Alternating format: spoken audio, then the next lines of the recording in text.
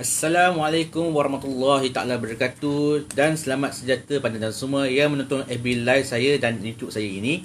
Bersama saya Hakim Said Nasir dalam satu video live yang kontroversi. Okey, pada hari ini saya akan menerangkan pada anda semua pasal kes artis ni yang dihangatkan mengenai kes ada tuntutan saman fitnah oleh sebuah sebuah pihak pemaju pembuah sebarang rumah yang dikatakan disaman oleh pihak tersebut terhadap kepada awal Syahari itu berjumlah 3 juta. Okey, saya akan bacakan petikan ni daripada Sinahayan. Saya ucapkan terima kasih pada abang saya, brother kita Hilal kerana bagi kebenaran untuk pinjaman beliau. Okey, saya akan bacakan petikan ni berlaku 3 hari lepas. Awal Syahari disaman 3 juta ringgit. Okey, saya akan bacakan petikan. Kuala Lumpur, Syarikat Hikmat Pengubahsuaian dan Dekorasi Rumah mempailkan saman fitnah sebanyak 3 juta terhadap pelakon dan juga pengacara televisyen Ahmad Awaluddin Asy'ari atau dikenali sebagai Awal Asy'ari. Saman fitnah itu dipailkan Nas Empire Senia Berhad menerusi Tuan Aparizan Wan dan Aisyah Mubarak selaku pelnatif pada 13 November lalu di Mahkamah Tinggi di sini dengan menamakan Awal sebagai defender pertama dan kedua lagi individu iaitu Nawal Yasmin Makno 33 tahun dan Muhammad Helmi Zulkifli 33 tahun masing-masing sebagai defender kedua serta ketiga. Menurut semakan senarai kes mahkamah, pengurusan kes itu ditetapkan pada 11 Disember tepat, iaitu bulan hadapan nanti, di hadapan Timbalan Pendaftar Mahkamah Tinggi Nur Liana Ismail. Mengusir pernyataan tertuan berkenaan, penalti menuntut ganti rugi daripada ketiga defendant dan meminta mereka memandang posting fitnah selain memohon maaf kepada penalti. Penalti mendakwa Awal membuat 13 kenyataan fitnah bermula 11 November 2019 tahun lepas secara langsung akan menyebabkan pihak lain yang membacanya menganggap penalti adalah syarikat yang menawarkan servis yang teruk, menipu orang ramai dan tidak patut mengambil hebat penalti. Penalti juga mendakwa kenyataan defendant menyatakan syarikat itu mempergunakan modal bangsa dan agama untuk mendapatkan pelanggan, malah penalti wajar dihina, dimalukan dan dijauhi masyarakat. Kenyataan berunsur fitnah telah dikeluarkan atau diterbitkan oleh Awal menerusi Instagram atas nama Awal Asy'ari _ Awal Asy'ari yang disektkan pada tatapan umum dan mempunyai 4.7 juta dan aplikasi itu dengan atas nama Syah Awal yang mempunyai 42,700 pelanggan ketika itu. Posting itu disiarkan di beberapa portal hiburan serta mendapat liputan dalam rancangan televisyen, termasuk mungkin dalam Melodi kot. Penalti mendakwa defendant kedua dan ketiga menyiarkan semula salah satu daripada kenyataan yang dibuat oleh Awal di story Instagram atas nama pengguna houseofsaid.my yang disektkan kepada tatapan umum dan mempunyai 6,000 pengikut. Atas kenyataan itu, penalti mendakwa merasa malu merosakkan reputasi dan mengambil kerugian penyelenggaraan akibat pelanggan serta pengguna media sosial menganggap penalti sebagai syarikat yang tidak bertanggungjawab.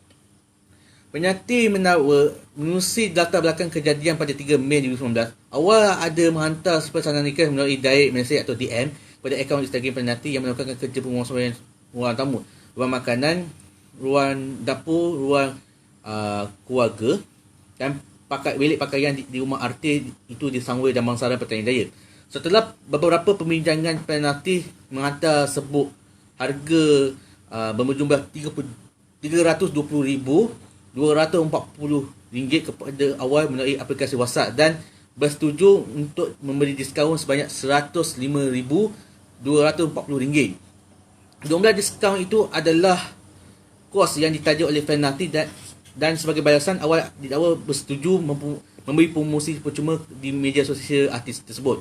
Awal melunaskan deposit berjumlah RM100,000 melalui 2 kali transaksi masing-masing pada 1 Ogos hingga 15 Ogos dan 15 Ogos 2019. Sebulan selepas itu, Awal sekali lagi menyatakan mahu Skyroft dan tambahan tingkap di dapur kepada penalti. Berkaitan itu, penalti diberi sebut harga baharu sebanyak RM7,500 sebagai kos pembuahwayaan tersebut. Bagaimanapun, setelah kerja dilaksanakan, penalti mendakwa Awal memberi pelbagai kritikan terhadap kerja yang dilaksanakan. Awal memberi kata dua pada penyakit sama ada menyiapkan kerja tanpa bayaran sebanyak 7,500 tersebut atau memulakan deposit sebanyak RM100,000 dengan potongan 20%. Pada 16 Mac yang lalu, awal memaklumkan bahawa penalti tidak lagi diperlukan kerana tidak berpuas hati dengan kerja pembayaran tersebut. Ya, oh, ini cerita dia. Okey. Ceritanya macam ni. Kalau anda tengok sebahagian daripada pihak syarikat pengubah suara ni memang ada yang menipu dan menindas hak pelanggan ataupun hak pengguna yang dah membayar habis beribu-ribu ringgit. Kemudian dia ni dia buat secara cincai-cincai, dia buat tak betul. Sebab itulah kebanyakan syarikat Melayu ni memang mencari kesempatan mungkin dalam untung atas angin kalau bab kata orang. Sebab tu saya pun bukan tak menyokong syarikat pengubahsayan anak Melayu ataupun Bumi Putera, tetapi benda ni agak sensitif lah, sebab saya pun agak kecewa dengan sikap syarikat pemaju untuk menyaman sama fitnah terhadap Awal Syarif. Padahal memang betul kalau kita tengok bukan ni dia berlaku. Ni bukan saja berlaku terhadap syarikat ini, malah ada sebahagian daripada syarikat anak-anak tempatan kita ni cuba mencari kesempatan untuk dapatkan wang yang banyak, tetapi hasilnya macam 50-50. Kita tak boleh nak menafikan. Dan saya pun memang pelik kenapa dia nak menipu pihak pelanggan, terutama Awal Syarif. Memang Awal Syarif memang dah ada bukti rekod ke apa ke benda ni. Sebab saya pelik kenapa dia nak sama atas artis Awal Syarif. Saya kenal Awal Syarif tu bukanlah baru. Saya dah kenalnya tahun 2018. Waktu tu 3 Februari tahun 2018, masa Kanibal Go Gagaria, yang dia bersama dengan orang rumahnya, tak lain nak bukan Syah Ayahya. Dia orang ni tinggi-tinggi tau, memang tak tahu lah. Okey, saya akan buka balik kat Google. Okey, sekarang saya nak tengok syarat nak jadi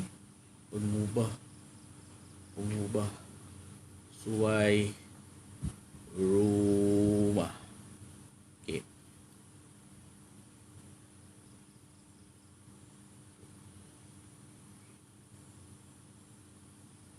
Okey, ini adalah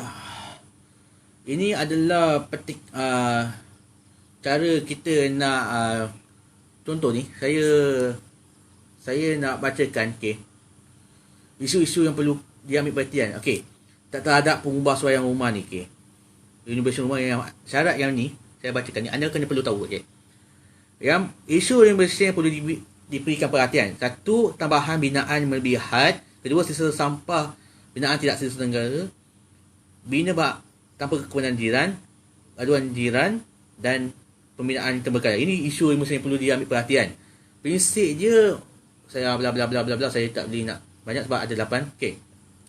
Sekarang ni kita ada 3 kategori 3 kategori kalau kita nak renovation terhadap rumah tu. Okey. Ada 3 kategori, iaitu ada 3 iaitu kategori A, kerja kecil minimal dan pasang siap. Dia tak perlu permit. Kedua, kategori B, kerja-kerja yang tidak melibatkan unsur struktur dan penambahan lantai sedia ada. Dia syaratnya perlu ada permit renovation, memang ada permit. Kedua, dokumen iaitu pelan laka dan yuran permit renovation. Kedua, kategori C ni, kerja-kerja melibatkan unsur struktur dan penambah lantai atau tingkat. Dia perlu kelulusan pelan, satu. Kedua, perlukan sijil certificate of qualification dan qualification CC. Dan lepas tu dokumen iaitu pelan laka, yuran proses pelan dan CC. Terima kasih bang. Terima kasih abang Abu. Ini saya sebab ni saya banyak tu. Dia ada 3 syarat. dia ada kategori A, B dan C. Sebab tu kalau saya nak buat renovation rumah, perlu ada ni lah, ada macam-macam yang kita nak ni. Ya, memang betul lah. Sebab kalau kita nak cari pihak kontraktor yang nak ubah suai rumah ni, dia memang kita perlukan macam sijil CIDB kalau tak silap saya. Tapi kita tak tahu. Sebab kalau saya buat rumah, perlu adakan pihak kontraktor yang benar-benar yang boleh buat kerja. Sebab kalau tidak macam awal Syahri lah. Sebab awal Syahri ni memang kita dah tahu ada kalanya ditipu oleh pihak anak pertempatan ni, yang kita tak tahu asal usul dia ada tak sijil kelayakannya. Kadang-kadang saya ingat lagi ada kes tu, ingat tak lagi ada satu viral tu yang ada seorang abang tu yang dia pergi maki seorang bosnya tu di depan. Dia buat rumah tu macam cincai-cincai tu. Dia buat rumah macam cincai. Sebab tu kita kalau nak buat rumah ke, nak renovate rumah, kena ada perlukan sekurang-kurangnya sijil permit CC 3 CC tu. Memang kita itu yang paling perlu. Yang satu lagi yang CIDB memang kita perlu ada. Sebab segala nak buat rumah sekalipun kena ada inilah sijil ke apa ke permit. Kadang-kadang kita tak tahu asal usul mereka ni nak buat rumah ke apa. Kadang-kadang nak buat pipe, nak betulkan pipe pun kena ada sijil. Nak tukar nak tukar water pump tu nak kena ada permit. Macam-macam nak kena nak usahakan. Sebab tu diorang kalau sekiranya didapati menipu pada pelanggan tu, diorang akan kena mungkin kena saman kot, ataupun kena bayar ganti rugi. Tapi saya tak salahkan awal. Sebab awal pun awal lagi dia dah tarik diri. Bukan tarik diri, dia dah out daripada syarikat tersebut. Memang syarikat tu memang dia tak boleh nak tolong, tak boleh nak buat kerja yang betul. Kadang-kadang benda tu memang dia buat secara cincai. Memanglah dia orang untung atas angin, tapi kerja je, hasilan je tu macam tak ada yang terbaik lah. Dia macam kalau kita dah bayar sampai beratus ribu, tapi hasilannya macam taik anjing tu, aku rasa memang naik hantu lah. Tapi apa yang paling penting sekali, kita tengok betul-betul asal usul mereka. Kadang-kadang mereka kata saya adalah saya adalah kontraktor pemasraian berkelayakan. Saya nak tanya pada mereka, mana CD, mana permit? Aku nak tengok permit je. Kalau tak ada, aku tak boleh percayakan kau. Itulah cara kita nak tengok macam mana cara mereka nak renovation rumah yang terbaik. Sebab tu kalau kita nak renovate rumah ke apa, pastikan kontraktor tu betul-betul berkelayakan. Kadang-kadang dia buat rumah tu memang gila lah. Aku tak boleh nak cakap apa. Tapi insya-Allah lah, kalau kita cari kontraktor yang terbaik dan ada kelayakan, ada permit, confirm renovation rumah tu memang cantik belaka. Tapi khas pada berada awal Syahri, kalau boleh carilah orang yang ada sijil kelayakan, ada permit ke untuk buat renovation rumah. Sebab kadang-kadang kita pun alpa dan leka terhadap situasi tersebut. Kita tak salahkan diri kita sendiri atas kecuaian. Kita salahkan pada pihak tu yang dia cakap, indah khabar dia rupa. Tapi rupanya ada kalanya dia macam mencari kesempatan untuk dapatkan banyak lagi duit. Tapi kita tak tahu sebenarnya dia gunakan duit untuk apa banyak-banyak sampai hasilan tu macam tai anjing tu. Itu aku pelik tu. Tapi buat apa yang penting sekali, kita pastikan kena tengok betul-betul kontraktor yang pembuasan tu betul-betul berkelayakan ke tidak. Kadang-kadang kalau orang Pakistan warga asing buat rumah lagi cantik daripada orang Melayu kita lah. Sebab kita tengok kalau saya telefon orang Pakistan, dia buat rumah memang cantik punya orang. Sebab dia memang banyak pengalaman dah. 10 tahun ke 15 tahun dulu kat Malaysia, dia buat rumah memang cantik-cantik, dia cat memang sempurna. Kadang-kadang kalau kita anak tempatan ni 2-3 tahun dah ada syarikat, tapi dia tipu orang, memang tak dapat lah, tak boleh menjamin keselesaan pelanggan. Sebab ada kali ni kita rasa macam kita tipu. Sebab kalau anda tengok warga asing macam orang Indonesia, orang Pakistan buat kerja, buat perubatan rumah tu memang terbaik-baik.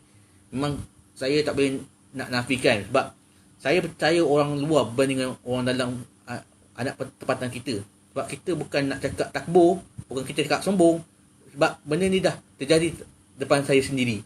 Tapi kesimpulannya, perlu kita berhati-hati apa yang berlaku pada masa kini. Kadang-kadang pihak pemadu mencari kesempatan tak ada arti ini juga untuk keuntungan mereka.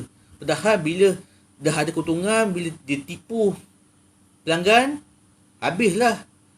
Pelanggan pun rasa macam teranyanya. Lepas tu dia report pada pihak PJRN ke untuk siasatan, sampai benda tu dibawa ke mahkamah sampai 3 minggu sampai 3 bulan kalau nak naik turun mahkamah.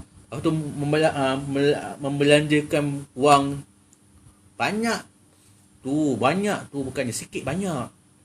Tapi insya-Allah lah, kalau kita ni ada kesempatan, kalau boleh, kalau kita nak buat rumah tu, jangan kita pilih pihak yang kita tak kenali.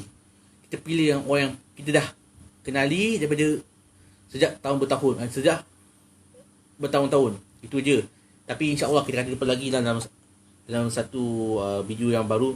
Sebab apa paling penting, perlu adanya sikap bertanggungjawab terhadap pembuatan rumah. Sebab saya kalau nak buat apa sekalipun, kena baca bismillah dulu, dan disudahi dengan alhamdulillah lah. Sebab tak ada apa-apa nak komen. Terima kasih pada semua yang menonton FB Live.